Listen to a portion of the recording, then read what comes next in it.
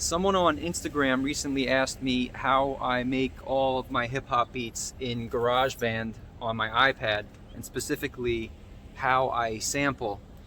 So I wanted to make this video to go in some detail about that. If you enjoy any of this, or if you find value in it, please consider commenting and please consider subscribing so that I know I should continue making videos like this. And you can listen to the full version of this beat and download it right over here. Let's go make this beat making video. As I've said before in other videos, the iPad and GarageBand is actually extremely powerful. First thing I'm going to do is load a sample. I recorded the sample using Audacity, which is totally free, right? I recorded that online. And I'm going to go retrieve that. I stored it in Dropbox. So this is the process here. And I think a lot of people don't use the GarageBand sampler this way. It's very, very powerful though. So what I'm going to do is go here, I'm going to go to import, and I'm going to go to files and browse files, and I'm going to look for my Dropbox, which is actually open right now. I'm going to go into my samples folder where I keep everything, and I'm going to pull in the first of 2 samples from the same song that I took. And you're going to see I'm going to load multiple instances of the same sample. I'm just looking it up. Okay, I'm going to pull it in right now into the sampler. There it is, and now you can see the waveform. First thing I do is increase the velocity to 100% because I'm not interested in velocity variations when I strike the keys. I want it all the same volume. And the other thing I'm going to do is take off this reverb. Samples are always loaded with reverb in GarageBand. All right, and then I'm going to play through it all. This is the start point of the sample, and if you hold it, it will expand so you get finer detail, and you'll see there was nothing coming out when I'm pressing it because it's the beginning of the sample. There's this little break right there. You can see there's nothing right there. So I'm going to bring this to the front.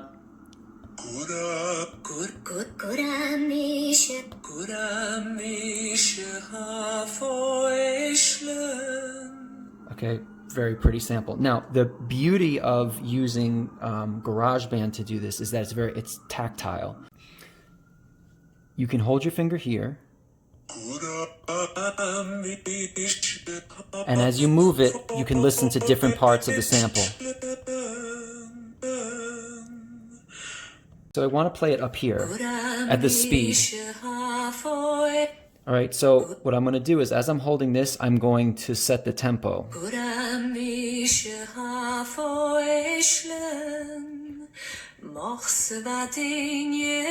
going to do that one more time. So it's somewhere in the 130s, 140s. I'm going to play now the metronome.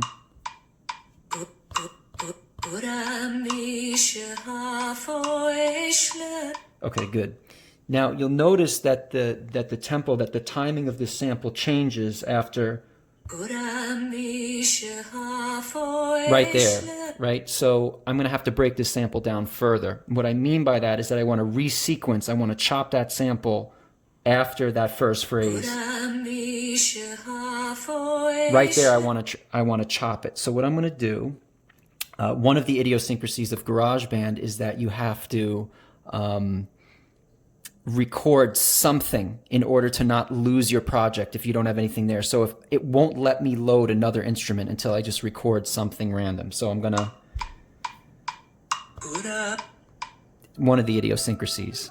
Okay, so I'm gonna load another sampler now. Actually, what I'm gonna do is just duplicate this sampler, and I'm gonna go in here, and another idiosyncrasy you're gonna see is that I can't use this same sample, because if I change this sample, if I slide this around now, it's going to affect the other sample because it's referring to the same exact instance of the sample. So you have to reload this sample. It creates a new instance. So to do that, I simply tap here, and I'm going to go to import again, and I'm going to re-import it. And you'll notice now there's a 2 after it. Okay, so it means it's a different instance, meaning that you can change the sample here, and it will not affect any other of the other samples on the sampler. Change of venue. This is the bedroom studio. So now what I'm going to do is, let's see, I'm going to go back to the original. I'm going to record. Now I'm actually going to record what I want here.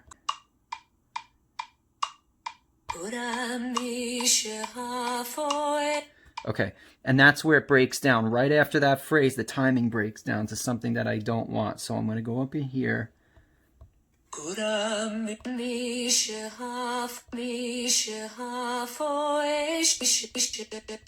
You see, so I'm cycling through, I'm indexing through this. I keep tapping it and moving my thumb.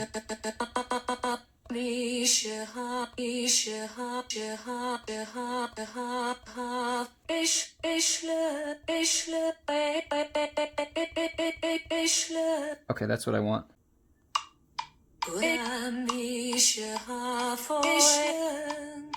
Okay. Okay, so now you see the timing is right. Okay, so that's the first part that I'm interested in. And now what I have to do is I'm going to go in and edit the start point of that sample. I'm basically just going to bring it to here so it goes.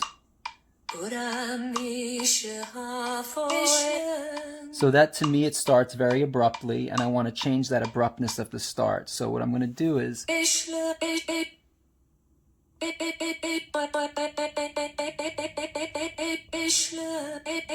okay, that's the first thing. The second thing I'm going to do is fade it in. So this is very simple. I'm hitting details here.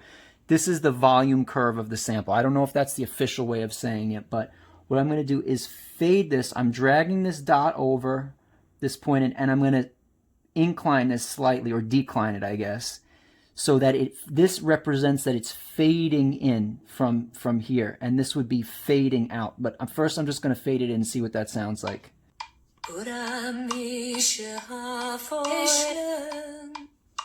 Still, it's a bit abrupt for me, so let's fade it even a bit more. Let's try that. Okay, it's a little better. All right, now the thing is that this sample is all samples are too bass heavy. If you want your own bass, I suggest that you pull the bass out of your samples, and you can't really hear it here. It's not, it's not very pronounced. But what I'm going to do is add a plugin. So I go here. I'm adding a plugin.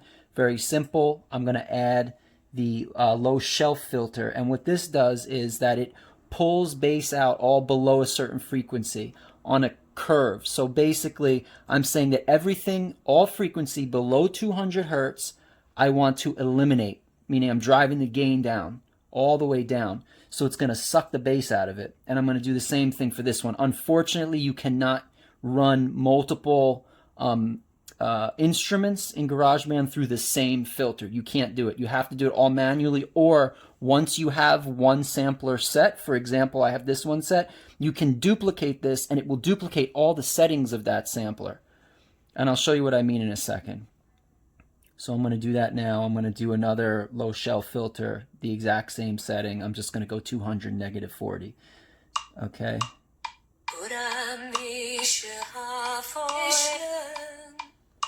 So something like that. And then what I'm going to do is I'm going to duplicate this sampler now. So it's going to take that low shelf filter and duplicate it, right? Because I want the same exact tonal quality to continue with the next piece of this sample. But remember, I want to now bring in a new instance of the same sample. So again, I go to import, re-import, and you're going to see a 3 there now. All right. And again, that means that I can drag the start point around and it won't matter.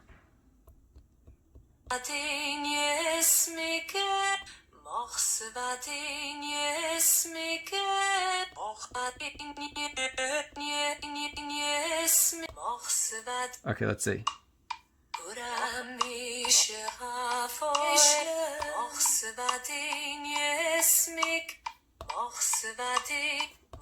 So I think this is starting a little too rapidly, like it's a little too soon, so I'm going to try to pull this back a touch. That should be better. Let's see.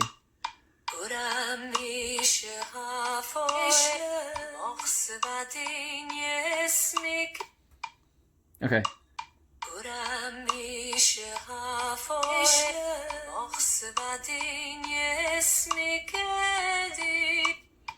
Okay, so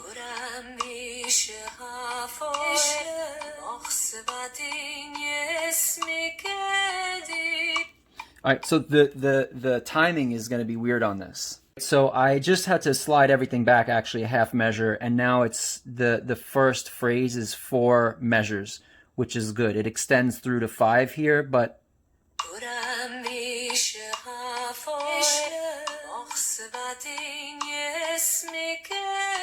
so this sample extends a little bit too far. It extends over into the 5th measure, which could be weird if I want to do a 4-bar phrase, but I might want to turn this into an 8-bar phrase that repeats instead of 4 bars. I'll see. You know, it's just, you know, you make beats, they evolve as you go. So again, I'm going to do the same thing. I'm going to duplicate the sampler instance because I'm going to want to retain the tonal quality of all the other samplers. And then I'm going to go in here and, again, same thing you see me do is just import new instance, same sample. All right?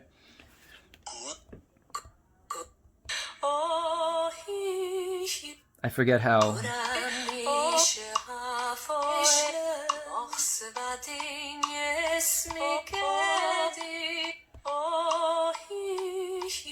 Okay.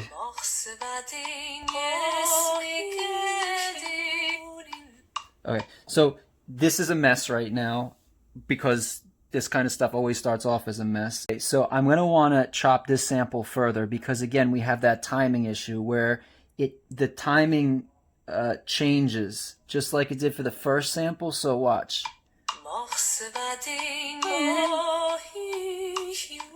That hue, I don't know how to say it, but I want that right up on the start of the 5th measure, right? This sound I'll point. That I want earlier. So the same thing here, I got to duplicate it.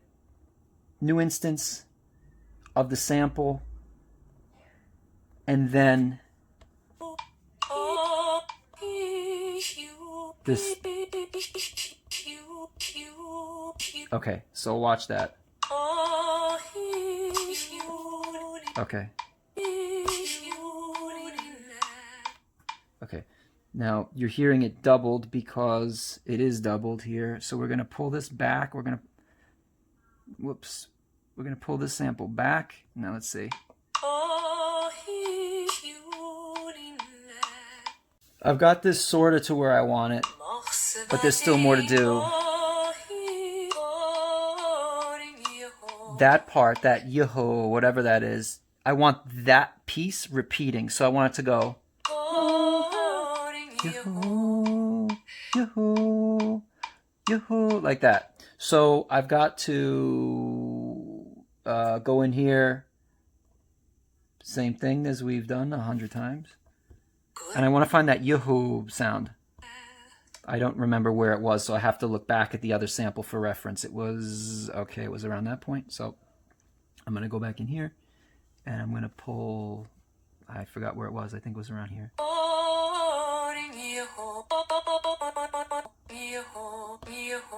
That might be a little too early. That might be too much of the sample. There's too much of a delay there, I think, but let's try it.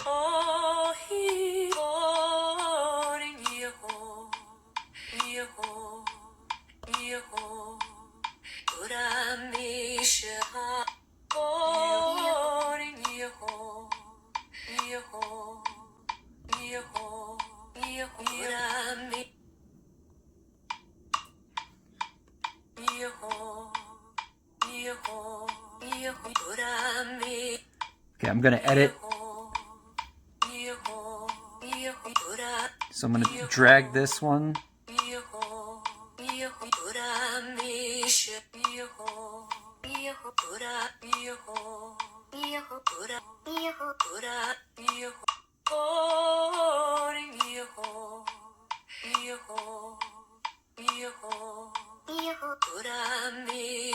Okay, so the main part of this is laid down. I'm going to want to make the chorus part, which is going to use a different part of the sample, but this, I think, sequence-wise is sort of where I want it to be.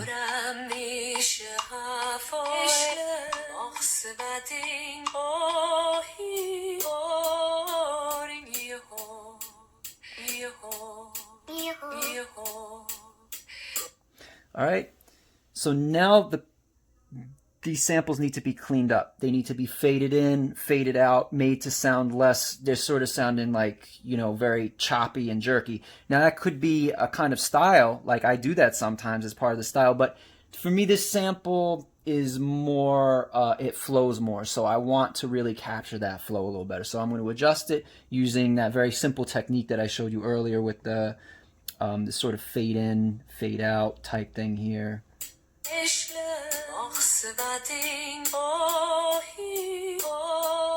So this is very jerky here, this one.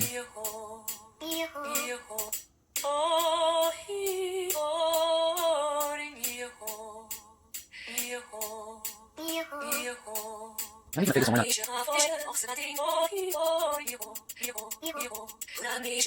And I also don't like the way this starts. It's starting on a weird beat to me. Listen.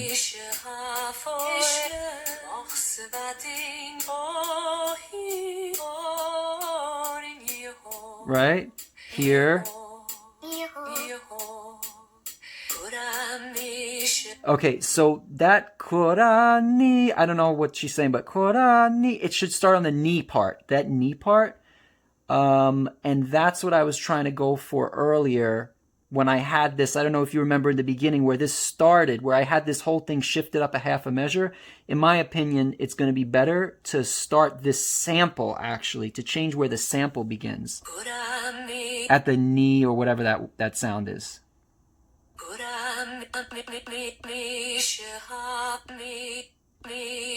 Watch, so here.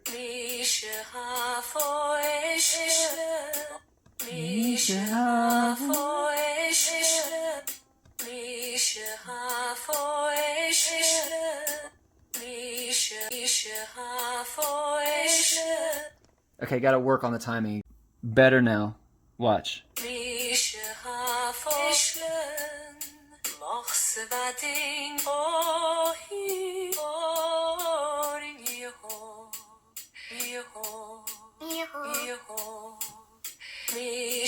All right, so I'm happy with the way this is organized, with the way it's sequenced. I'm going to probably adjust the start and ends a little bit of some of them and fading in and out of some of them, but generally I think this is fine. And the other thing to remember is that the tonal quality of these samples, I'm going to change. I'm probably going to low pass some of this reverb, chorus. I might even duplicate some and low pass. I might like do something like this, like duplicate it.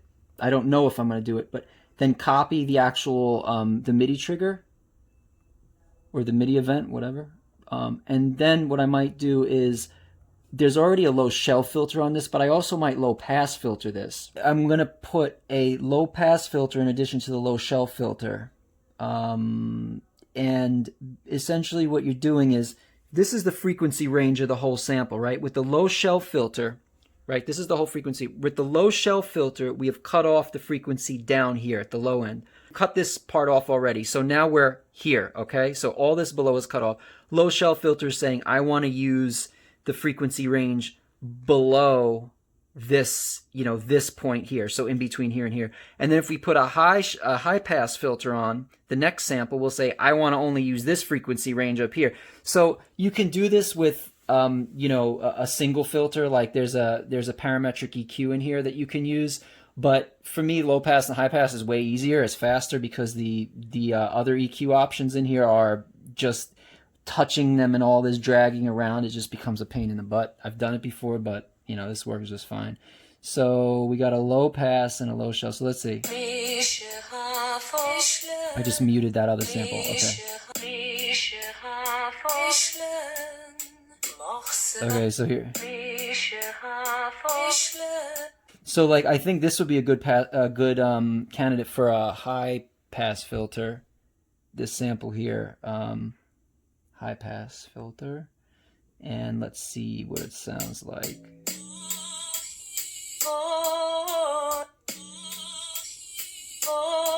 And put a little bit of reverb on that as well.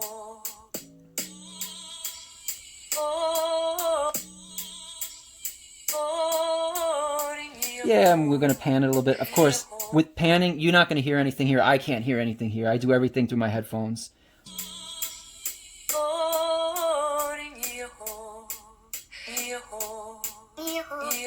So I might actually even pull this out, like here, let's just do it now. Let's duplicate this. copy the MIDI events, paste the whole thing, and then what I might do is go in here, edit this, and you see why the iPad is so fast, because this tapping is so much faster than using a mouse. It's ridiculous.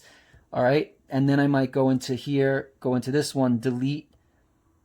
I might delete this higher pitched one, and then I might take this and I might high pass this one. So you get this high pass. I have a problem finding these things. So like add some resonance to that. Let's see.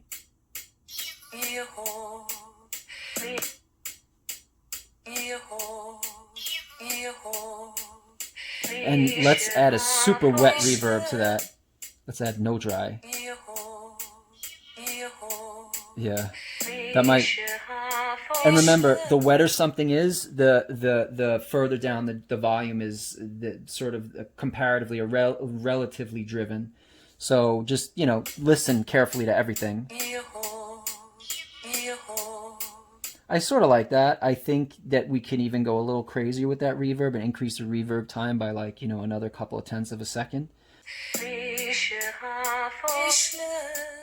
Yeah, you see, so I'm going to wind up filtering all this stuff, and I'm not going to use the idea I did before, so I'm going to delete this thing. Now, I finished processing all of the samples, and I used chorus on a couple, I used Bit Crusher on one, I used reverb, I used different high and low pass filtering settings, so now it sounds like this.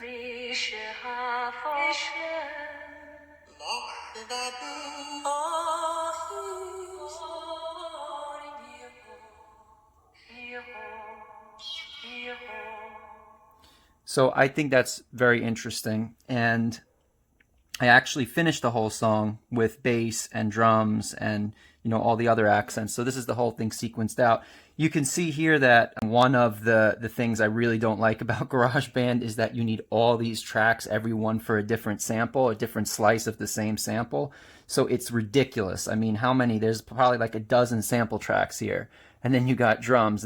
So, you know, that's a little annoying, but you get used to it. One of the things that I also wanted to show is the chorus here. And let me see if I can just isolate the sample here. I'm going to solo all of these so I can just show, whoops. I think those are the, okay, so the chorus is going to go like this.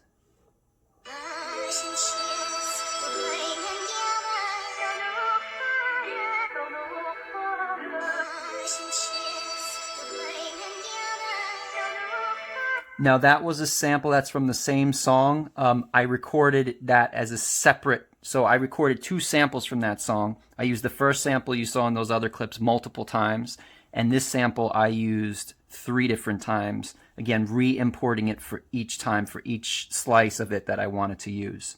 And then I laid down, I won't go into detail about this stuff because it's, you know, maybe that's for a different video. A whole bunch of bass, different drums. I like using many different drum kits, and I like filtering them and really paying attention to the way that the drums fit the beat. And I like to, you know, every measure or every, you know, my drum patterns are usually between 4 and 8 bars, non-repeating. Here's sort of how it sounds with the drums in there.